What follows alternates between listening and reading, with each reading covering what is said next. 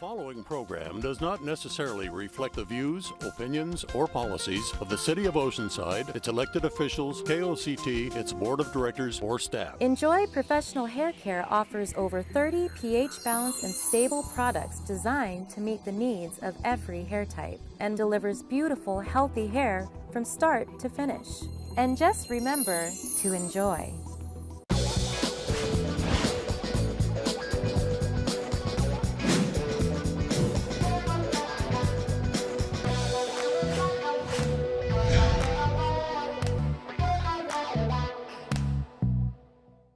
Welcome to this edition of The Voice of Oceanside. I'm your host, John Bonosoro, and in today's show, we focus on something that affects everyone in California, whether you walk, ride a bike, speed on a motorcycle, or drive a car: transportation. We'll talk about some improvements that are planned that will require hundreds of meetings, billions of dollars, and decades of work. Is that making you happy? I'm not sure, but we're going to hear about it. We have I-5, we have Highway 76, we have Highway 78. Those are just some of the topics our expert is here to discuss. And here is the expert, Mr. Allan Kosup of Caltrans. Allan, welcome to the show. Thank you. So we've given you that big lead-in that you've got to address all the problems of the world in California, which is basically traffic, right?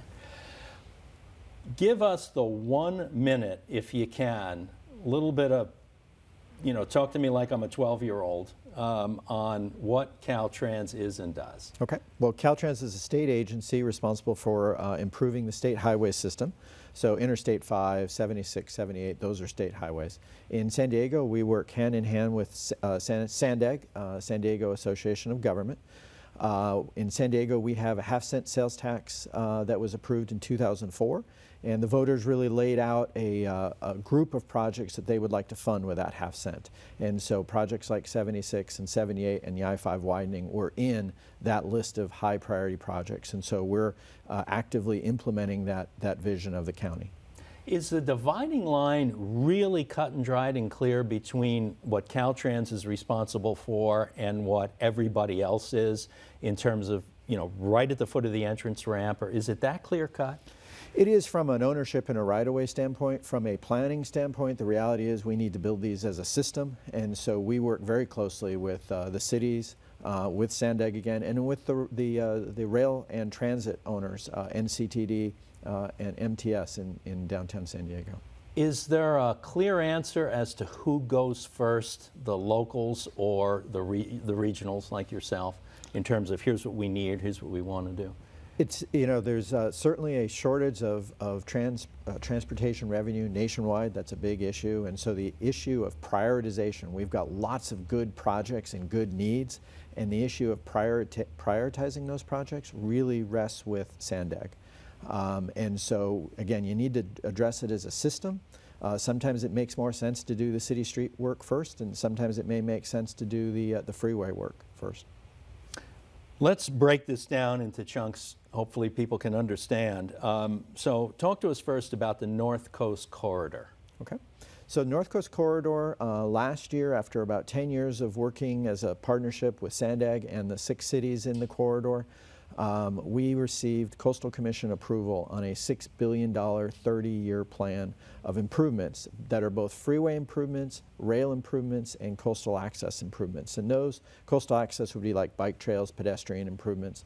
And those improvements really run from the north end of the city of San Diego, down there at UC San Diego, all the way up through Oceanside and end at 76. So it's a 30-year vision. How far inland? Basically, the improvements are double tracking the low sand corridor. About half of that corridor is single track right now. So in order for us to put more trains as a region on it, we need to double track it. And then the Interstate 5 improvements. Those are primarily the 2 improvements. And then east-west and north-south bike improvements, bike and okay. ped. So from the heavy transportation standpoint, it's north-south. Exactly. Okay. And at what stage is that in now? So the good news was with the Coastal Commission approval last year, we were able to finalize the environmental document. So we're ready as revenue becomes available and as projects become high priority, we're able to move those into final design and construction. And so the region has prioritized the very first phase of the North Coast Corridor, phase one, $800 million program of projects. We're very hopeful to begin construction early next year on those improvements. And those improvements would add one carpool lane in each direction from Loma Santa Fe, right there at the San Alejo in Solana Beach, all the way up to 78. That's about a 13-mile extension of the carpool lane. It would remove and replace and double track the rail bridges at Bataquitas and at San Alejo. And then it would add a number of bike and ped improvements in those areas adjacent to those projects. Is it safe to assume that there will be, should we call them extensive delays during this, or is most of this going to be done where there's lanes open? So, or we're going to have Carmageddon, or whatever name the advertising people. Maybe you guys do that. I don't know. Maybe you come up in advance with the, the clever name. So we try real hard not to remove any existing lanes. That's what we believe. We can build this without taking any lanes, without long-term freeway closures. Most of our work that requires closures of lanes would be done at night, between the hours of like 10 p.m. and 5 a.m. Anytime you have construction in a corridor, naturally people slow down to just, to take a look around what's happening. So there will be some of that type of construction congestion, but for the most part, you'll have the same facility you have out there now. How about the trains? Continue to run? Yes, definitely. Now, one of the things that makes certainly talk radio level news, if not newspapers and more thoughtful outlets, is the issue of what are you building for? Are you just building to moderate a disastrous problem, or is there real planning going on where you expect to meet the requirement? And I know it's a blend, but where does this project, the North Coast Corridor project in total, what is the intended outcome? Traffic free? Half the traffic? So I think one of the things you've definitely seen transportation change in the way we plan. 20 years ago, we probably would have planned in three-mile segments, and we criticized, probably rightfully so, of moving the congestion just down to the next community. So when you see something like North Coast Corridor, you see 27 miles, you see system planning. So the objectives really were a couple-fold. One is right now the North Coast Corridor pretty much caters solely to single occupant vehicles. That's the type of user, because there just really isn't many other options available. And so the idea is to reduce congestion and to provide new options, new transit options in terms of an increased frequency for the coaster. Ultimately, we'll have express lanes just like I-15, so there'll be an ability for people to get a congestion-free trip in the middle of the freeway. Initially, that will be just carpool lanes. The second phase will be to add an additional lane in each direction and to be able to use them as express lanes. So the goals, again, multiple options for this corridor, to reduce congestion, to improve the bike and pedestrian facilities. When you look at this corridor, the freeway and the rail really have acted as a barrier to a lot of bike and pedestrian movement. And so we see this as an opportunity to now build new east-west connections to facilitate additional bike and ped traffic. We're going to build a brand new 27-mile long north-south bike facility called North Coast Bike Path. And so now people can easily move around between the communities without going all the way to Coast Highway or going back to El Camino Real. So it's definitely a multifaceted program. The program has one of the expectations that all the cities had of us and the Coastal Commission had of us was to leave the corridor better than we got here, not just from a transportation perspective, but from a coastal resource perspective. So we also have a number of resource enhancements, habitat enhancements in the corridor. So that's sort of an issue of the character of the cities. So you've got an Encinitas or a Solana Beach where there's micro distances involved, and a freeway or a railroad track could just chop that off and let a branch of the city die in effect. So and that's what's happened over the years. So in this planning, you want to actually reverse some of that and make micro travel more possible, yes. east-west. And so a couple good examples of that at both San Alejo Lagoon and Bataquitas Lagoon, there'll be a new north-south bike bridge embedded in our freeway project so that people can cross the lagoon parallel to I-5. You know, there's a couple of big issues in California, three big issues, I guess, and we'll skip water for now. You know, traffic and politics probably don't mix well, but they're mixed. And there are people, including elected officials, who believe in improving the freeway system. That part of it actually makes things worse because it becomes easier to commute. Do you guys have an official position on that? I mean, we believe that we need a balanced approach to solving transportation. There is not one silver bullet. It depends a lot on how communities grow and how they were originally planned and the densities that are in those communities. That really dictates a lot of what works, what solutions work. When you look at something like I-5, the users of I-5 are many. People come to use the beaches, people use it to commute, people use it as an interstate route. And so there isn't one type of transit or freeway solution. We need a mix of all those. The other thing I think sometimes people forget is that growth that you see after projects are built is a lot of just population growth in communities. This county is anticipated to grow by about 30% over the next 30 years. And so, yeah, I mean, you are going to see some of that new capacity that you build infill just because of that population growth. Okay. If you build it, they will come, and they're going to come whether you build it or not. They're going to come if you build it or not. They just might not be able to come as quickly because there's a traffic jam somewhere. Is there any wrap-up we need to do on a North Coast corridor, or did we cover that to your satisfaction? No, I think, you know, again, we hope to be under construction by early to mid next year. Folks need to communicate. We need to communicate with the corridor. The communities in there. KeepSanDiegoMoving.com is the web page that folks can figure out, you know, when are we getting to their community. We're not going to have the entire 13 miles under construction for 4 years. We're going to work from the south to the north. And so that is a great web page. You can subscribe to some of our social media applications, Facebook, and so it's really important that we have a dialogue with all the communities in the corridor. You know, one other thing, if it's not too early to address this issue, you mentioned the double tracking and the lanes as the first major phase. Has the next major phase been identified, or is that still under discussion? We have the entire $6 billion program phased. What we don't have is revenue. So what we have right now is revenue for the first about $800 million chunk. Okay. We've got about a minute before the break. Let's introduce the 578 project, which is talked about a lot on this show by virtually every elected official we have for many years.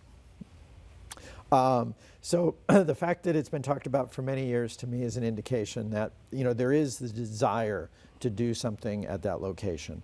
The symptom basically is the signal that everyone knows that, you know, has been there for 30 or 40 years. And so the objective of the project is that signal causes congestion. It's not the typical way that we join freeway to freeways. As that corridor continues to grow and as transportation demands increase, is that the way we want those two freeways to connect? That's the question that we're asking today. Is it safe to assume that that signal, one way or another, has to come out? Because it is pretty rare. I suppose it's not the only one, but it's one of few. Well, and I think what's interesting is that, you know, people associate the problem with the signal. The other parts of the problem is people sort of now take different paths in order to avoid that signal. So they cut through communities, and that some of that traffic is getting redirected through communities. And so there's a community impact. Our role right now is to look at a variety of alternatives, all the way from do nothing, leave that signal there, to a more traditional response, and to a lot of different ideas in between those two edges of the envelope. You know, you brought up an interesting topic about unintended consequences of doing nothing. That's an interesting balance. I want to talk more about that. And we'll do that when we come back from this break. We have a lot more to say about the current and future state of North County's roads and interchanges. We'll be back with Allan Kosup of Caltrans after a short break. Stay with us. When you shop in Oceanside, your tax dollars help fund a variety of city services like police, fire, parks, street maintenance, and library programs. Buy your retail goods in Oceanside and you demonstrate support for our police, fire, and harbor departments by providing the tax dollars we need to make Oceanside a safe community. You make a difference when you shop Oceanside. Welcome back. We're talking about the future of transportation in North County and how Caltrans impacts that. Allan, we were talking during the break about something, and you initially let us understand how we've moved from taking care of a region and just pushing the problem to the next region, and we're looking systemically. Now I'd like to address the issue of even when we're within a region, and in the case of the 578 interchange, that footprint's really small. I guess that's part of the problem, right? That within that region, you need to be comprehensive in that you need to look at the various elements. So let's get farther into that. It's not just about the traffic flow. So tell us how you guys look at the conflicting demands. So, and that's part of the primary purposes of us going through the alternative process and the environmental document is to look at the goals of the project and then the impacts of the project and try to find a balance of those. And so when you look at I-5 and 78 and you try to look at what are some of the problems, so it's a signal we talked about as being one of those problems. The historic way we designed projects in that area has very close ramp spacing. So if you're familiar with that location, you get on the freeway and you immediately have to get off at Las Flores. That causes congestion, that causes weaving. So that's part of the problem, is some of the spacing of those ramps. And that's unexpected to many drivers. It is. Because the rest of the system's not designed that way. It is, but fixing that problem has repercussions. It changes access into the communities, it changes access into the commercial, like the mall on the Carlsbad Mall, the mall on where the Walmart is. So there isn't a clear answer. There's no silver bullet in that location. Very constrained. You've got the lagoon on one side. So alternatives that might be good for the community might impact the lagoon or might impact the commercial. So it's really trying to find a broad range of alternatives that we can study. And I can't emphasize more that we've made absolutely no decisions right now. We're sort of day one of a 5-year planning process at that location. And the first thing we try to do is try to understand what are all the problems that we're experiencing there. It goes way beyond just having that signal there. And then the second thing we try to understand are what are the constraints, what are the community concerns, and then we start putting together alternatives that try to address those and try to balance those. Once we have those alternatives flushed out, we would then move into the environmental document process, and we would start doing noise studies and traffic studies and visual studies. And we talk about visual, at that location, people are very concerned about having the, traditional freeway to freeway connectors because they're going to be high, they're going to be noisy, they're going to conflict with the visual aesthetics of the lagoon. They might actually be, address or impacting the wetlands in the lagoon. So that's, that's one alternative that's got some concerns with it. So what are some other alternatives out there that would address those impacts better? And that's where we are right now, is just trying to develop alternatives. Okay, we're talking about, I guess they're called flyovers, right? There's no doubt what they look like. It's a visual impact, can't be hidden. On the other hand, we started to touch on before the break the issue that there are things going on in the community now, bypass behavior, if you will, or alternate behavior, that is negative. So we might add a negative, but remove a negative, in effect. What are some of those behaviors that result from ineffective interchanges? Well, just people, they try to find the quickest route. So they cut through communities, they maybe overload other interchanges. It's sort of like water. They're going to try to find the way to their destination the quickest way that they can, and we can't really predict where that's going to be. Part of the project is to collect those people out of the communities and put them back on the freeway where they belong. And get back where you belong. You know what? We need mom. We don't need traffic cops. We need moms out there. Go where you belong, young man. They're just going to do what's convenient to them, and I don't blame them.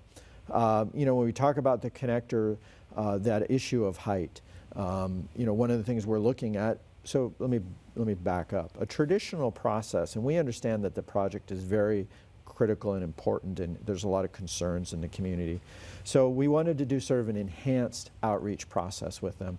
Normally we would bring alternatives and they would react to those alternatives. And we backed the bus up, and we've had some public hearings where we just gave them sort of butcher paper, and they sort of drew on what they see as solutions and what they see as problems.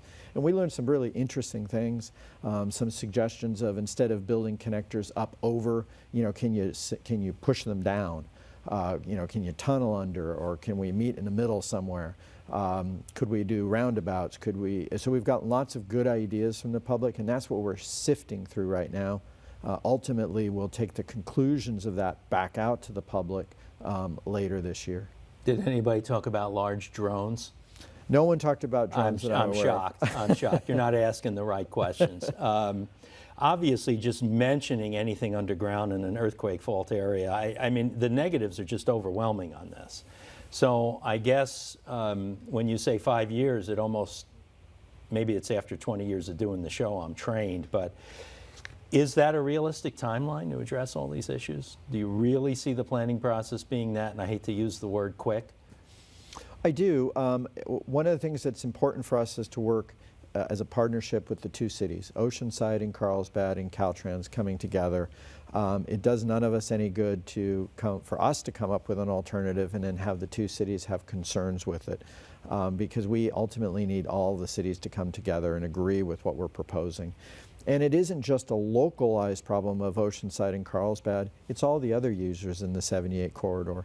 The 78 corridor is heavily congested. One of the things that, one of our recommendations is you really need to fix the two ends of the corridor before you add more capacity in the middle, because you need somewhere for those people to go. And so that's why also part of this conversation would include Vista, San Marcos. And again, it's trying to find that balance between regional needs and local impacts. Well, realistically, a lot of capacity has been added out through Escondido all the way up to the end, right? I mean, almost all the new capacity hasn't been at the west end. That's true. I mean, for many years. So right. In a way, that horse is out of the barn, right? It's not, we already did the wrong thing first, in effect. Well, I don't know. We've gone through, probably 15 years ago, we added an additional lane on 78. That was before a lot of the development, Cal State San Marcos, a lot of the businesses that were in the corridor, and it's congested again. I do think there's opportunity at the east end as well as the west end. Is 76 close to a ditto on this, or does it have its own challenges? So 76, in my mind, is a good news story. We talked about Transnet 2 being passed by the voters in 2004. One of the high priority projects was to finish 76 from Oceanside all the way to 15. By 2009, we had started construction. Interestingly enough, I mean, that facility was built probably in the 30s. And a lot has changed out in that corridor in southern Riverside, and so it did need to be modernized. It needed to be widened from a 2-lane facility to a 4-lane facility. Needed to have better geometrics, larger shoulders, flatter curves, to improve the safety. So in 2009, we started that first section basically from Melrose in the city of Oceanside through Bonsall. Then 2 years ago, we started at 15 and 76, fixed that interchange. And now we've got one last section that we broke ground on last year, 5 mile section. Should take us 3 years to complete. We hope to be done by 2017. And that will connect that Bonsall piece to I-15. And that's the last segment. We'll have a complete corridor the whole way from 5 to 15. One of the things that has intrigued me about and to some extent this is true of both, but I think more of the 78 and 5, there's literally no bypass alternative due to geography. We're in old riverbeds, in effect, and I often laugh about traffic reports on the 5 through Pendleton. What's the difference? Unless you have a helicopter handy, there is no or a boat or your military ID. You know, there's literally no alternative, and that's true in this case. So what realistically, if we have a 5-year planning timeline, can the current generation look forward to a solution? Well, I think, again, go back to my original statement, there are many different solutions. We've got to do a much better job with transit. There's lots of opportunity to add more infrastructure. There's opportunity to complete this express lane system that the region has on their blackboard. It just, I mean, I think it's been very successful on 15. Now we just need to bring it to 5 and 805. I think technology offers some solutions. In terms of smart cars and the ability to reduce spacing between cars, and that allows more cars on the facility. Land use, a lot of it comes back to land use and how communities expand and where work is compared to where their homes are. So I think there's, again, not one specific answer, a whole bunch of answers that are going to come over the next 5 to 10 years. You know, you brought up an issue that I'm sure intrigues a lot of people, the smart car or even self-driving car. Has that risen to the level where it's part of your conversation now? Yes, and I think, you know, in different ways. The freeways are much more monitored. The rail is much more monitored. A lot more information coming back and forth to the user.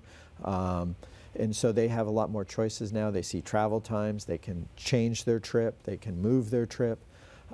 In terms of intelligent vehicles, I think we're probably a ways off from where they're self-driving.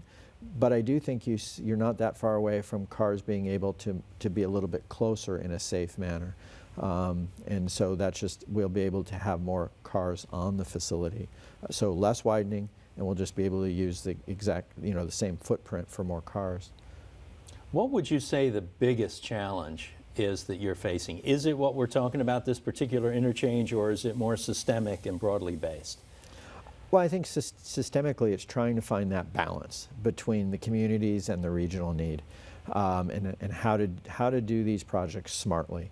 And I think so on 5, for example, we started with a range of alternatives that had more lanes on it. And clearly we heard working in the communities that, you know, that was going to spoil what made the coastal corridor. And, excuse me, you're going back quite a ways now. You're not talking about a recent proposal. I'm You're talking talking about about the planning process for what's already there. 3-4 years ago when we came out with that, you know, we had additional alternatives. And with their input, we reduced those lanes. We took the smallest footprint. So it's trying to find that balance. And it takes time. To work with the communities and the resource agencies, and to have, you know, find a solution that everyone can reach consensus on. You know, we've talked so far, at least in depth, about the 2 big arms of this, the government, including, you know, the various agencies like yours, and then the people. How does business weigh in on this? Do they have a major voice?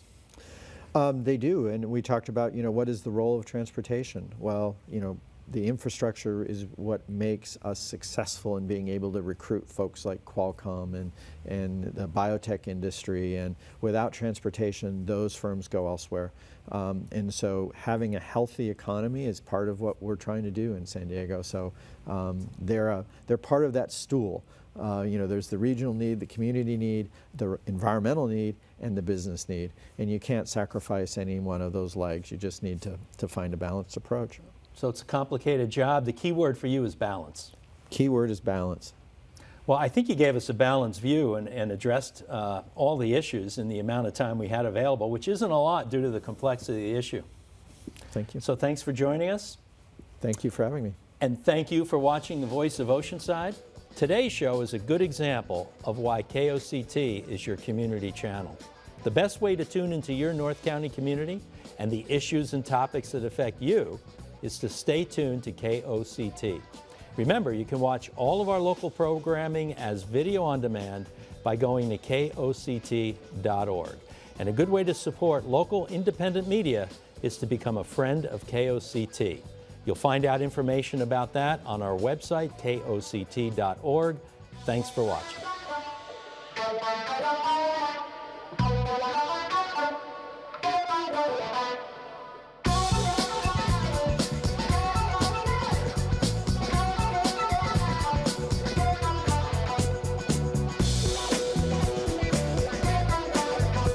Enjoy Professional Hair Care offers over 30 pH-balanced and stable products designed to meet the needs of every hair type and delivers beautiful, healthy hair from start to finish. And just remember to enjoy.